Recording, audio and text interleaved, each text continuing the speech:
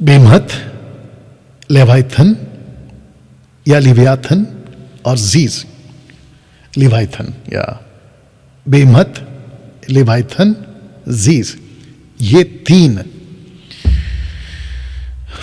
Bible में है, जिसका जिक्र आपके बीच में स्क्रिप्चर के साथ मैंने रखा हूं। हालांकि इनके बारे में ज्यादा डिटेल्स नहीं है। अय्यूब ये कहता है और दूसरा इतिहास 20:16 में कहता है कि सीस, जो कि मैं रखूंगा और आप भी पढ़ सकते हैं उसको। और फिर अय्यूब 40:19 कहता है ये ईश्वर का मुख्य कार्य है। बहुत सारी थियरीज है। क्या डायनासोर्स थे, जिसके ऊपर बहुत सारी मूवीज बनी और आप लोग जानते भी हैं। साइंटिस्ट कहते हैं कि उनकी हड्डियां अभी तक मिल रही हैं। बहुत सारे कॉन्सेप्ट्स हैं। तो दोस्तों, क्या ये सब थे?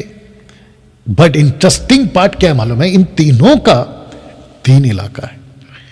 एक है जमीन पर, दूसरा है पानी पर, और जीज है आकाश पर। आप देख सकते हैं, बेमत जमीन पर, लिवाइथन या लिवियाथन आप देख सकते हैं पानी पर और आकाश में। इसका तीनों का कनेक्शन उत्पत्ति की सृष्टि जब बनी थी, परमेश्वर ने 3 कंपार्टमेंट बनाए, एक जमीन, एक पानी, एक आकाश। बाकी 3 दिन को जो कुछ बनाया ये तीनों डिपार्टमेंट में फिल किया। आकाश में सूरज चांद, जिसको हम सोलर सिस्टम कहते हैं, पानी में मछलियां, और जमीन पर और वो सब कुछ, इंसान, जानवर, आकाश में पक्षी। वाह! अब यशायाह 27 का ही क्या कहता है ये सुनते हैं। वह उस समय यहोवा अपनी कड़ी, बड़ी और फोड़ तलवार से लिवाइथन इंग्लिश में नाम, वेग और टेढ़े चलने वाले सांप को दंड देगा, और जो अजगर समंदर में रहता है उसको भी घात करेगा। वाह! अब आप सोच के देखिए क्या चल रहा है। भजन संहिता 74 का 12, परमेश्वर तो प्राचीन काल से मेरा राजा है, वह पृथ्वी पर उद्धार के काम करता आया है। तूने अपनी शक्ति से समंदर को 2 भाग कर दिया, तूने जल में मगरमच्छों के सिरों को फोड़ दिया, तूने तो लिव्यातनों के सिर टुकड़े टुकड़े करके जंगली जंतुओं को खिला दिए। भजन संहिता 104 का 24, लिव्यातिन भी जिसे तूने वहां खेलने के लिए बनाया। तो इन सब का जिक्र आपको जो है ये सभी वचनों में मिल जाएगा। तो प्रश्न उठता है, कौन है ये सब?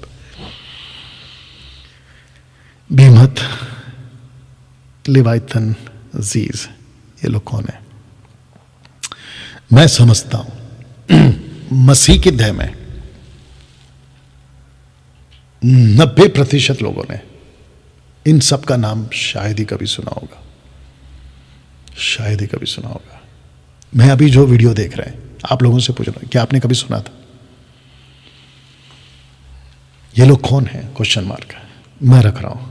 आपको समझना होगा, बाइबल की अपनी एक भाषा है। परमेश्वर का मनुष्यों से बात करने का अपना अलग तरीका है।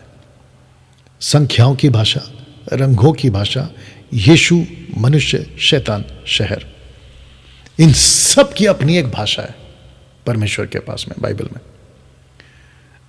अब ये जो 3 क्रीचर्स हैं, ये आज नहीं है। अय्यूब से पूछता है, क्या तू लिव्यातन को जानता है, बेमत को जानता है, और अजीज, जो कि यहूदियों को पता है, उनकी जितनी किताबें हैं, कि यह ऐसा पक्षी है जो सूरज की रोशनी को रोक सकता है। इतना विशाल बाइबल की, जब अपनी भाषा की मैं बात कर रहा हूं तो आपको याद होगा, आकाश के पक्षियों ने बीज को चुग लिया। याद आया आपको कुछ? आकाश के पक्षियों ने बीज को चुग लिया। मत्ती 13 अध्याय। लूसीफर के बारे में क्या लिखा है? यह सांप है। कैसे बोल सकते हैं? आपने इतना सुंदर बनाया, यह सांप का लैंग्वेज क्या है?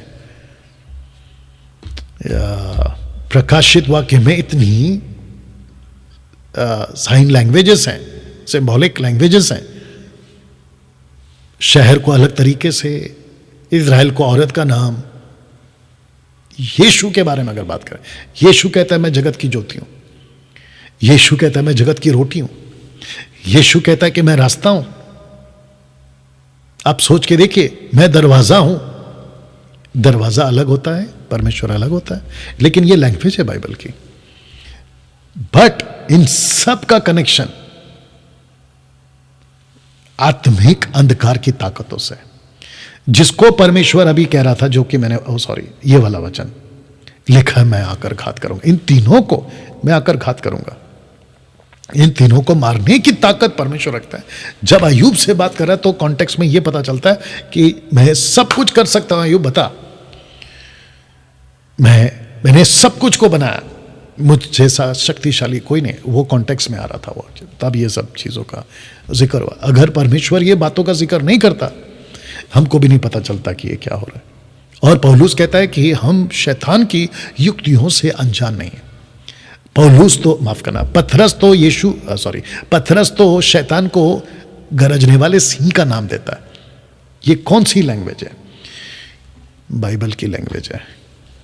तो दोस्तों, अभी तक हमको यह पता चला, जिसको हम कहते हैं गैप थियरी, इनके हिसाब से, मेरे हिसाब से जेनेसिस थियरी या बेराशीत थियरी। एक जब परमेश्वर कहता है सृष्टि उसने बनाई, एक का दो बेढौल और सुनसान, जिसका मैं आपको क्लियर कर चुका।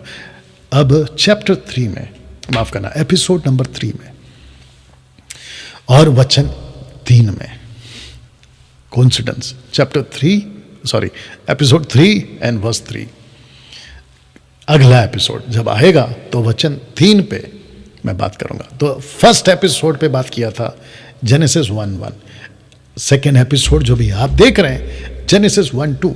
जब आप एपिसोड नंबर 3 देखोगे, वर्स 1 देखोगे या वर्स 1 का स्टडी होगा। दोस्तों, आशा करता हूं कि बहुत कुछ आपको सीखने को मिला है।